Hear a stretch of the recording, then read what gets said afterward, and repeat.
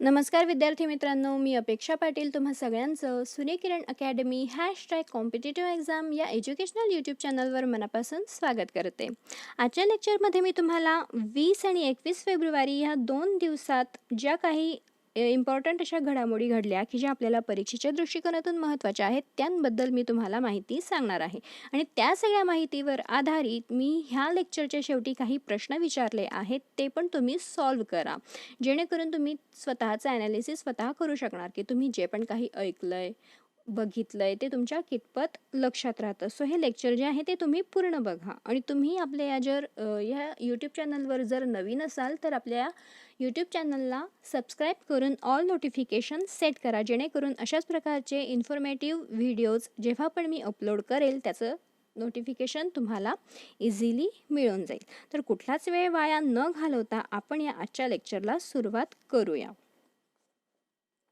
पहिले राष्ट्रीय सागरी सुरक्षा समन्वयक, त्या पदाचं नाव आहे इंग्लिशमध्ये national maritime security coordinator, short form आहे त्याचा NMSC.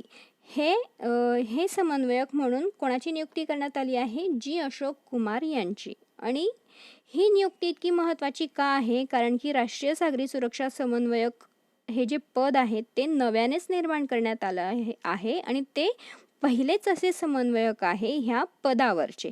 त्यामुळे ही न्यूज आपल्याला परीक्षेच्या दृष्टिकोनातून महत्त्वाची ठरते. 2021च्या शेवटी NMSC हे पद निर्माण करण्यात आले होते. आणि हे जे पद आहे ह्या पदाला भारताची सागरी सुरक्षा बळकट करण्यासाठी प्रमुख भागधारक म्हणजे कोण? की नौदल आलं, तटरक्षक दल आलं, तटीय आणि सागरी सुरक्षांमध्ये गुंतलेल्या ज्या सुरक्षा संस्था असतात ह्या सगळ्यांमध्ये समन्वय घडवून आणणे, समन्वय सुनिश्चित करणे ही या समन्वयकाची जबाबदारी असणार आहे. अजून काय दिलंय बघा, NMSC राष्ट्रीय सुरक्षा परिषदेच्या सहाय्याने कार्य करेल आणि ते जे पण काही कामं करतील त्याबद्दलचा अहवाल कोणाला सादर करेल? राष्ट्रीय सुरक्षा सल्लागारांना. आता ज्या व्यक्तींचं ह्या पदावर, महत्त्वाच्या पदावर नियुक्ती करण्यात आली आहे त्यांच्याबद्दल थोडी माहिती बघू. अशोक कुमार जे आहेत, जी अशोक कुमार, ते 2019 ते 2021 या कालावधी दरम्यान आपल्या भारतीय नौदलाचे 35वे प्रमुख होते. कितवे प्रमुख होते? 35वे. आणि उपप्रमुख होते, प्रमुख नव्हे उपप्रमुख होते. आणि ते जुलै 2021 मध्ये निवृत्त झाले आणि त्यांची ह्या पदावर नव्याने नियुक्ती करण्यात आली. आता आपण बघू पुढची न्यूज. ती आहे रणजी ट्रॉफीच्या पदार्पणातच त्रिशतक करणारा पहिलाच खेळाडू सकीबुन गनी हा बनलेला आहे. ते कोणत्या राज्याचे आहेत? बिहार या राज्याचे आहेत. त्यांनी 405 बॉलमध्ये तब्बल 341 धावा केल्या आहेत. आणि ह्या 341 धावांमध्ये त्यांनी या 341 धावांमध्ये 56 चौकार म्हणजे 4 आणि 2 षटकार म्हणजे 6 मारलेले आहेत. आता आपल्याला हे पण माहिती हवं की हा जो यांनी रेकॉर्ड बनवलेला आहे रणजी ट्रॉफीमध्ये पदार्पणातच त्रिशतक करण्याचा, तर हा रेकॉर्ड त्यांनी कोणाचा मोडलेला आहे? तर याच्या आधी रणजी ट्रॉफीच्या पदार्पणातच सर्वाधिक धावा घेणारा खेळाडू होता अजय रोहेरा, जे होते मध्य प्रदेशचे. आणि त्यांनी हा रेकॉर्ड कधी केला होता? 2018-19 मध्ये जी रणजी ट्रॉफी खेळवण्यात आली होती त्याच्यामध्ये त्यांनी हा रेकॉर्ड केला होता, जो आता सकीबुल गनींनी मोडलेला आहे. आपल्याला एक्झाममध्ये असा पण प्रश्न विचारला जाऊ शकतो की नुकताच जो सकीबुन गनींनी रणजी ट्रॉफीच्या पदार्पणातच त्रिशतक करण्याचा जो रेकॉर्ड बनवला आहे तो रेकॉर्ड त्यांनी कोणाचा मोडला? त्या कंडिशनमध्ये आपल्याला माहिती हवं की अजय रोहेरा जे आहेत त्यांचा रेकॉर्ड ह्या सकीबुल गनींनी मोडलेला आहे. आता आपण पुढची न्यूज बघू. ती आहे शिवसेनेचे ज्येष्ठ नेते सुधीर जोशी यांचे नुकतेच निधन झालेले आहे आणि ते 81व्या वर्षाचे होते जेव्हा त्यांचं निधन झालं. हे जे सुधीर जोशी आहेत ते शिवसेनेचा आक्रमक चेहरा म्हणून ओळखले जायचे. शिवसेनेचा आक्रमक चेहरा म्हणून ते परिचित होते. 1973मध्ये ते मुंबई महानगरपालिकेचे महापौर बनलेले होते आणि तेव्हा सर्वात तरुण महापौर ते ठरलेले होते. त्यांचा रेकॉर्ड आता दुसऱ्या कोणत्या एखाद्या व्यक्तीने तोडला असेल, पण त्या काळामध्ये 1973मध्ये सर्वात तरुण महापौर कोण होते? सुधीर जोशी हे होते. त्यांनी महाराष्ट्र सरकारमध्ये महसूल मंत्रीपद पण पार पाडलंय. महसूल मंत्री म्हणून त्यांनी कार्य केलेलं आहे. ते कार्य कोणत्या कालावधीमध्ये केलंय त्यांनी? 1995-96 या कालावधी दरम्यान ते महाराष्ट्र सरकारमध्ये महसूल मंत्री होते. कोणते मंत्री होते? महसूल मंत्री. आता आपण पुढची न्यूज बघू. ती आहे इंडियन बँक्स असोसिएशनने वार्षिक बँकिंग तंत्रज्ञान पुरस्कार 2021ची घोषणा केली. हा जो वार्षिक बँकिंग तंत्रज्ञान पुरस्कार आहे 2021चा, ही या पुरस्काराची 17वी एडिशन आहे. हे पण तुम्ही लक्षात घ्या. आणि हा पुरस्कार जो आहे तो कोणाकडून दिला गेला? इंडियन बँक्स असोसिएशन कडून. हा जो पुरस्कार आहे तो विविध श्रेण्यांमध्ये देण्यात आला, वेगवेगळ्या श्रेण्यांमध्ये देण्यात आला. तर त्या श्रेण्या कोणत्या आणि त्या श्रेण्यांमध्ये पण कोणत्या विभागामध्ये कोणत्या बँकांना हा अवॉर्ड भेटला ते आपण आता इथे बघू. वर्षातील सर्वोत्कृष्ट तंत्रज्ञान बँक. आता 2020-21 या कालावधीमध्ये सर्वोत्कृष्ट तंत्रज्ञान बँक्स कोणत्या होत्या? तर लार्ज बँक्स सेगमेंटमध्ये, म्हणजे ज्या मोठ्या बँका आहेत त्या बँकांमध्ये हा वर्षातील सर्वोत्कृष्ट तंत्रज्ञान बँक अवॉर्ड कोणाला भेटला आहे? बँक ऑफ बडोदाला. आणि ज्या लहान बँक्स आहेत इन स्मॉल बँक्स सेगमेंट, त्यांच्यामध्ये हा वर्षातील सर्वोत्कृष्ट तंत्रज्ञान bank award the south Indian बँकला मिळालेला आहे. आणि ज्या फॉरेन बँक्स आहेत तर या फॉरेन बँकमध्ये वर्षातील सर्वोत्कृष्ट तंत्रज्ञान बँक हा जो अवॉर्ड आहे तो भेटला आहे सिटी बँक एनएला. आणि ज्या रिजनल रुरल बँक्स असतात तर ह्या रिजनल रुरल बँक्समध्ये वर्षातील सर्वोत्कृष्ट तंत्रज्ञान बँकेचा अवॉर्ड जो आहे तो बरोडा राजस्थान क्षेत्रीय ग्रामीण ह्या बँकेला भेटलेला आहे. आता आपण दुसरी श्रेणी बघू. ते श्रेणी आहे वर्षातील सर्वोत्तम डिजिटल आर्थिक समावेशन उपक्रम. आता बँकांमध्ये जास्तीत जास्त डिजिटली काम करण्याचा, डिजिटल सेवा ग्राहकांना देण्याचा या संबंधित जे उपक्रम असतात तर हा उपक्रम कोणत्या बँकांनी सर्वोत्कृष्टपणे पार पाडला, ह्या गोष्टीमध्ये कोणी सर्वोत्कृष्ट कामगिरी केली त्याबद्दलचा हा अवॉर्ड आहे. तर वर्षातील सर्वोत्तम डिजिटल आर्थिक समावेशक उपक्रमामध्ये मोठ्या बँकेमध्ये हा अवॉर्ड भेटलेला आहे SBIला, स्टेट बँक ऑफ इंडियाला. आता ही जी स्टेट बँक आहे ही स्टेट बँक कधी स्थापन करण्यात आली होती ते पण तुम्हाला माहिती हवं. ही जी स्टेट बँक आहे एक इम्पिरियल बँक नावाची एक बँक होती. त्या बँकेचंच रूपांतर SBIमध्ये करण्यात आलं होतं. ते कधी करण्यात आलं होतं? 1955ला. हे बघितलं. आता आपण ह्या वर्षातील सर्वोत्तम डिजिटल आर्थिक समावेशक उपक्रमांमध्ये स्मॉल बँक्समध्ये हा अवॉर्ड कोणाला भेटलाय ते बघू. हा स्मॉल बँक्समध्ये हा जो अवॉर्ड आहे तो द जम्मू अँड काश्मीर बँकला मिळालेला आहे. आणि रिजनल रुरल बँक्समध्ये हा अवॉर्ड भेटलाय परत बडोदा राजस्थान क्षेत्रीय ग्रामीण ह्या बँकेलाच. आता वर्षातील सर्वोत्तम पेटंट उपक्रम श्रेणीतील पब्लिक सेक्टर बँकेमधील अवॉर्ड कोणत्या बँकला भेटला आहे? पुन्हा SBIलाच, स्टेट बँक ऑफ इंडियाला. प्रायव्हेट बँक विभागामध्ये हा जो अवॉर्ड आहे वर्षातील सर्वोत्तम पेटंट उपक्रम तो ICICI बँकेला मिळालेला आहे. ही जी ICICI बँक आहे ती 1994ला स्थापन झालेली आहे. ही बेसिक गोष्ट तुम्हाला माहिती हवी, कारण की ह्या बँकेबद्दल आपल्याला एक्झाममध्ये प्रश्न विचारलेला दिसतो. अशा ज्या महत्त्वाच्या बँका असतात तर आपल्याला त्या एकीकडे बँक देतात आणि दुसरीकडे त्यांचं स्थापना वर्ष देतात आणि अशा कंडिशनमध्ये आपल्याला जोड्या लावायला सांगतात की कोणत्या बँकेची स्थापना कोणत्या वर्षी झाली. सो ज्या इम्पॉर्टंट बँक्स आहेत तर त्यांचं स्थापना वर्ष, त्यांचं हेडक्वार्टर, जी बेसिक माहिती असते अशा बँक्सची, इम्पॉर्टंट बँक्सची ती तुम्हाला परीक्षेच्या दृष्टिकोनातून माहितीच असायला हवी. आता आपण वर्षातील सर्वोत्तम पेटंट उपक्रम हा जो अवॉर्ड आहे तर तो लार्ज बँकमध्ये कोणाला मिळाला आहे, तर तो लार्ज बँकमध्ये पण ICICI बँकलाच मिळालेला आहे.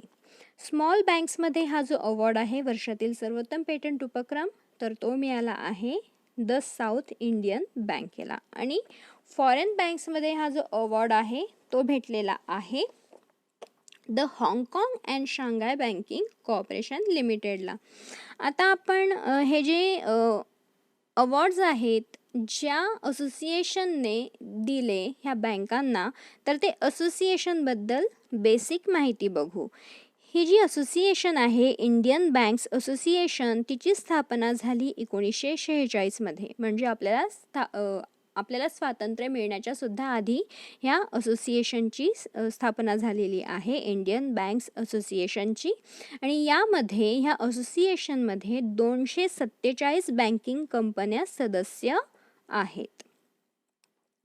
आता आपण पुढची न्यूज बघू. मायक्रोसॉफ्टचे सहसंस्थापक बिल गेट्स यांनी how to prevent the next pandemic नावाचे पुस्तक लिहिलेले आहे. हे जे बिल गेट्स आहे ते मायक्रोसॉफ्टचे संस्थापक आहे आणि त्यांच्यासोबत अजून एक व्यक्ती होते की त्यांनी दोघांनी मिळून ह्या मायक्रोसॉफ्ट कंपनीची स्थापना केली होती.